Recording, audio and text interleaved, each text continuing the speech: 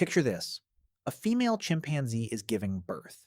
She is doing it largely alone, in a tree, at night, with minimal assistance from other group members, and with a labor process that, while not effortless, proceeds with the mechanical directness of a system that has been working without significant modification for millions of years. The infant emerges face forward, head first, in a position that allows the mother to reach down, guide the infant out, and immediately bring it to her chest. The whole process, from the beginning of active labor to holding a live infant, is measured in hours rather than days. The infant is alert, clinging, and capable of gripping its mother within minutes of birth. The mother is mobile and functional almost immediately afterward. This is what primate birth looks like when the engineering is straightforward. Now consider what human birth looked like for an ancient woman. Somewhere in ancient Europe, 60,000 years ago, a pelvis shaped by millions of years of upright walking that has a birth canal with a specific geometry. Narrow front to back at the inlet, narrow side to side at the outlet, with a curved passage in between that requires the infant to rotate during descent in a way that no other primate birth requires. A human infant whose head at birth is already so large that it passes through this canal with clearance measured in millimeters rather than centimeters. A labor process measured in hours at minimum, frequently in many hours, occasionally in days. An infant that emerges facing away from the mother, the opposite direction from chimpanzee birth, meaning the mother cannot reach down and guide the infant out without risking bending the spine backward, which is why human birth, unlike virtually every other primate birth, has almost universally been assisted by other individuals rather than managed alone. The ancient woman in labor is surrounded by experienced women, older women who have done this before, who know what to watch for, who can receive the infant as it emerges and manage the cord, who can recognize when something is wrong and apply whatever interventions their accumulated knowledge provides. This social infrastructure around birth is not optional. It is necessary. Human birth is so mechanically constrained, so dependent on the infant's head rotating correctly through a curved passage at almost exactly the right angle, that the margin between a successful delivery and a fatal one is narrow enough that unsupported birth has historically carried mortality rates that make the necessity of assistance not a cultural preference, but a survival requirement. And here is the question that this situation, this specific, uncomfortable, dangerous, mechanically constrained situation that ancient women navigated without anesthesia, without surgical intervention, without blood transfusion capability, and with the full weight of maternal and infant mortality risk, raises most forcefully. Why did evolution never fix this? Why did millions of years of natural selection, operating on a reproductive process where failure killed both mother and infant, not produce a solution? How does a process that is supposed to optimize biological systems for reproductive success leave the primary reproductive event of the human female this compromised? The answer is one of the most elegant, most sobering, and most instructive examples in all of evolutionary biology of what happens when two powerful selection pressures pull in opposite directions for long enough that neither can win. And the result is a system perpetually stuck in an uncomfortable compromise between irreconcilable demands. Start with the two pressures, because understanding what evolution was trying to optimize simultaneously is the foundation for understanding why the compromise is so precarious. Pressure 1, the selective advantage of large brains in hominins. For millions of years, the human lineage has been under selection pressure for increased brain size and complexity, because the cognitive capabilities that larger, more complex brains produce have conferred survival and reproductive advantages in the social, ecological, and technological domains that humans occupy. The archaeological and fossil record confirms this. The hominin brain has been increasing in size over evolutionary time in ways that reflect sustained selection for the cognitive outputs that larger brains produce. A larger brain requires a larger skull to contain it. A larger skull requires a larger birth canal to pass through. A larger birth canal requires a wider pelvis in the relevant dimensions to provide it. And here is where pressure 2 enters the equation, because wider pelvises are not biomechanically free. Upright bipedal walking, the defining locomotor adaptation of the human lineage, requires a pelvis of specific dimensions and geometry to function efficiently. The muscles that stabilize the pelvis during single-leg support phases of the walking stride, the orientation of the hip joints, the positioning of the femoral heads relative to the center of mass, All of these locomotor requirements constrain pelvic geometry in ways that are directly in conflict with the obstetric requirement for a wide, roomy birth canal.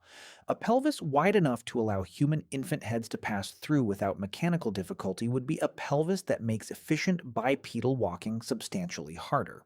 A pelvis optimized for efficient bipedal walking is a pelvis that creates the constrained birth canal that ancient women navigated at the cost of prolonged labor and elevated mortality risk.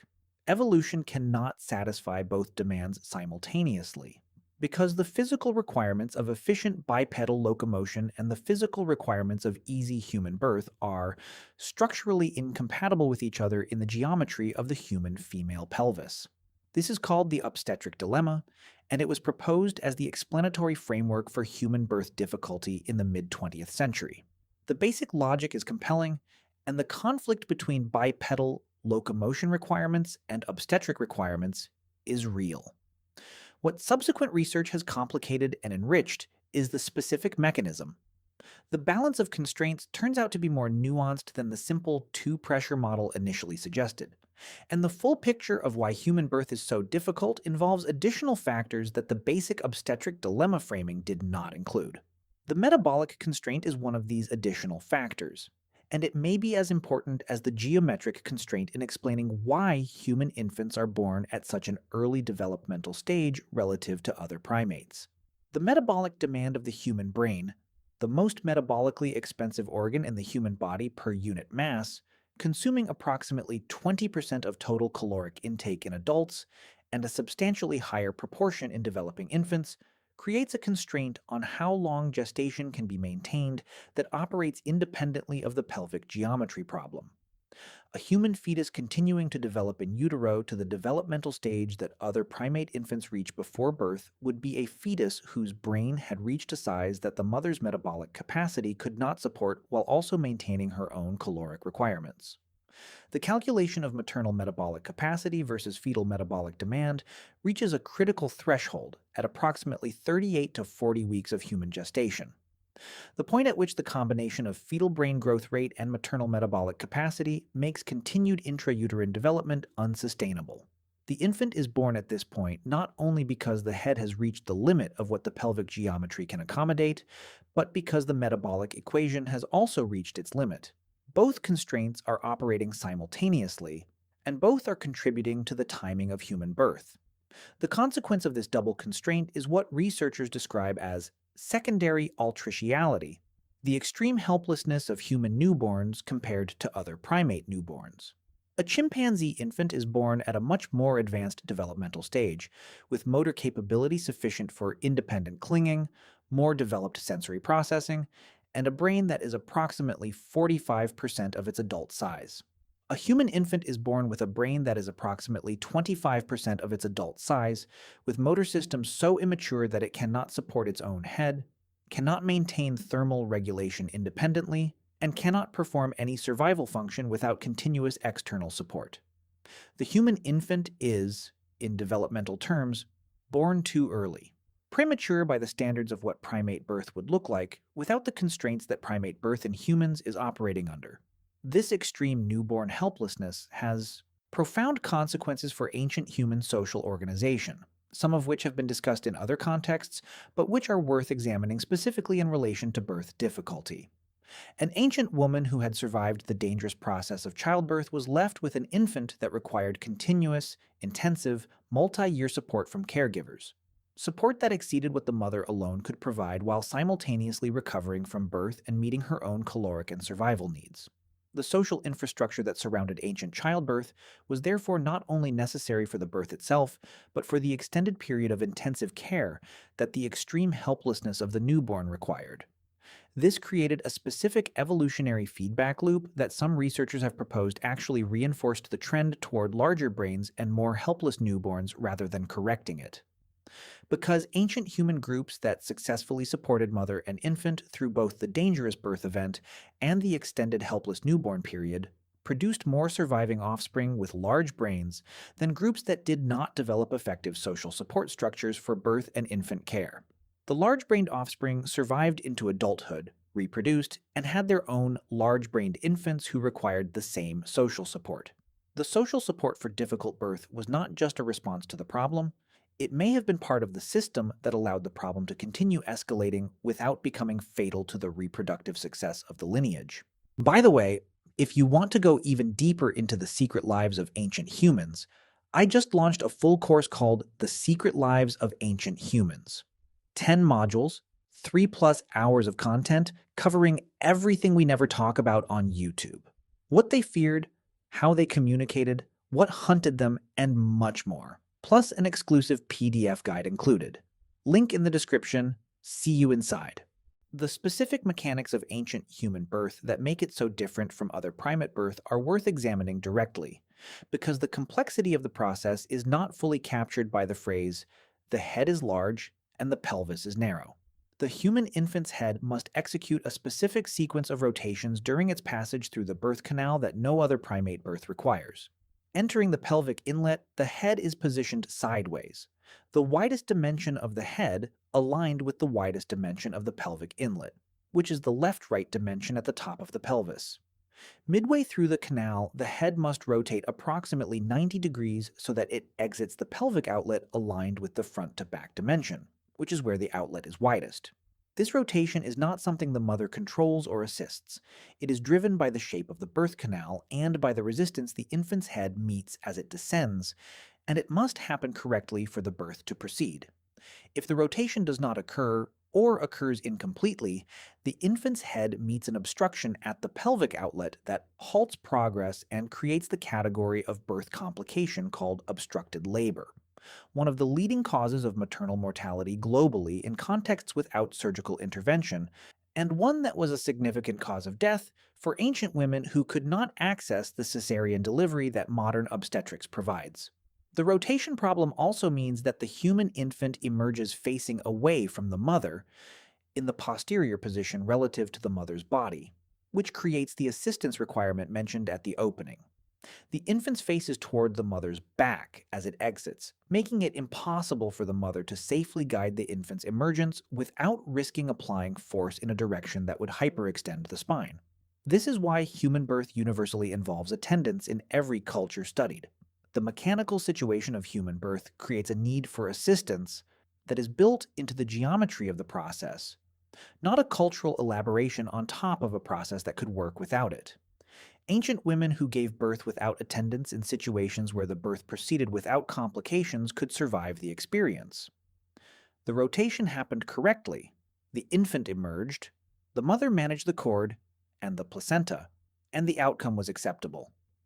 But ancient women who gave birth without attendants when the rotation was incomplete, when the infant was positioned suboptimally, when labor stalled, or when hemorrhage followed delivery, had outcomes that were substantially worse than those of women with experienced birth attendants who could recognize and respond to the complications as they developed. The selection pressure for social support around birth was intense and direct. The Esaus, or ancient birth attendant, the experienced woman who had witnessed many births, who knew the difference between normal labor progression and stalling that indicated a problem, who knew the manual techniques for repositioning an infant in a suboptimal presentation, who knew the signs of hemorrhage and what responses the situation allowed for, was one of the most practically important roles in any ancient group. The knowledge this person held was not written down, was not formally transmitted through any institutional structure, and was entirely dependent on the presence of experienced individuals who had accumulated it across many years of attending births and who could transmit it to the next generation through direct apprenticeship. The loss of experienced birth attendants in a small ancient group, through death, through separation, through the social disruption that could accompany any of the catastrophes that ancient groups faced, was therefore not just a social loss. It was a direct threat to the group's reproductive success because the birth knowledge those individuals held was not easily reconstructed, and the mortality cost of conducting births without it was immediate and real. The question of why ancient women's pelvises did not simply evolve to be wider, solving the problem through the obvious geometric fix, has an answer that connects the obstetric dilemma to the locomotor constraint in specific, measurable ways. Wider pelvises in women are associated with measurable changes in walking efficiency. The wider the pelvis, the greater the lateral displacement of the center of mass during each stride, and the greater the energetic cost of maintaining forward locomotion. In an environment where caloric acquisition required sustained physical effort, and where the energy available for locomotion was a constraint on survival, the energetic cost of wider pelvic geometry was a real selection pressure against width beyond what the balance of competing demands could sustain. The specific geometry that natural selection has produced in the human female pelvis represents the equilibrium of these competing pressures across millions of years. Not the widest possible pelvis, not the narrowest, but the specific compromise where the competing demands of locomotion efficiency and obstetric adequacy have produced a result that is, in evolutionary terms, good enough. Good enough means sufficient to maintain species reproductive success across the ancestral environment. It does not mean safe, comfortable, or free from the mortality risk that the mechanical compromise creates. Recent research has complicated the simple obstetric dilemma model by finding that pelvic dimensions in human populations show more variation than the original model predicted, with some populations showing pelvic geometries that are more favorable for birth and some showing geometries that are less favorable, and with the variation tracking to some degree with the history of selection pressures in specific ancestral populations. This finding suggests that the compromise between locomotion and obstetric requirements is not fixed at a single universal point, but has been calibrated differently in different populations responding to different historical environments, which is both scientifically interesting and consistent with the general model of competing pressures, producing a range of compromises rather than a single fixed solution. The medical intervention dimension of this story, the cesarean delivery that modern obstetrics provides as the solution when birth mechanics fail, has its own evolutionary implication that researchers have noted with interest. Cesarean delivery allows women and infants to survive birth events that would have been fatal in any previous historical period. The women and infants who survived thanks to cesarean delivery include some whose pelvic geometry or whose infant's head size would previously have constituted a fatal mismatch. They survive, they reproduce, and they pass their genetic characteristics to their children. The children of women with pelvic geometries favorable to cesarean but unfavorable to vaginal birth grow up in a world where cesarean is available. The selection pressure that previously worked against pelvic geometries that were too narrow to allow vaginal birth is reduced, because the medical intervention removes the fatal consequence that the narrow pelvis previously carried. This is not a criticism of medical intervention. Caesarean delivery has saved millions of lives and will continue to save millions more. It is an observation about the evolutionary dynamics of a situation where technology has removed the selection pressure that previously maintained a specific constraint on morphological evolution. The long-term population genetic consequences of caesarean delivery, if they exist, will not be visible for many generations. But the theoretical possibility that the obstetric dilemma is being altered by medical technology in ways that may shift the equilibrium of competing selection pressures over deep time is a real and documented discussion in the evolutionary medicine literature. Why did evolution never fix ancient human childbirth? Because fixing it in the direction of easier birth would have required either reducing brain size, selecting against the cognitive capabilities that were conferring survival and reproductive advantage, or widening the pelvis beyond what efficient bipedal walking allows, selecting against the locomotor efficiency that was also conferring survival advantage. Both fixes cost too much in other currencies. The system is stuck in a compromise that serves reproduction well enough to maintain the species across ancestral environments while leaving individual women exposed to a birth process that is more dangerous than it should be by any engineering standard for an organism that has been subject to optimizing selection pressure for millions of years. Ancient women knew this, not in the theoretical terms of evolutionary biology, but in the direct experiential terms of having attended difficult births, having lost companions and kin to childbirth, having navigated the experience themselves, and carried the knowledge of how close the margin could be. The social knowledge, the ritual, the careful attendance at births that every ancient culture developed was the practical human response to a biological problem that evolution could not fix. The construction, through culture and accumulated knowledge, of the safety net that the biological engineering had failed to provide. They built midwifery because evolution could not build a better pelvis. The knowledge those ancient birth attendants carried was, in the most direct sense, the difference between the human lineage continuing and not continuing. and it was knowledge held by specific women, transmitted to other specific women, refined across generations of direct experience with the specific mechanical problem of getting a very large-brained infant safely through a very constrained passage. The compromise has held. The species is here. The women who made it possible were doing something more important, in practical terms, than evolution managed.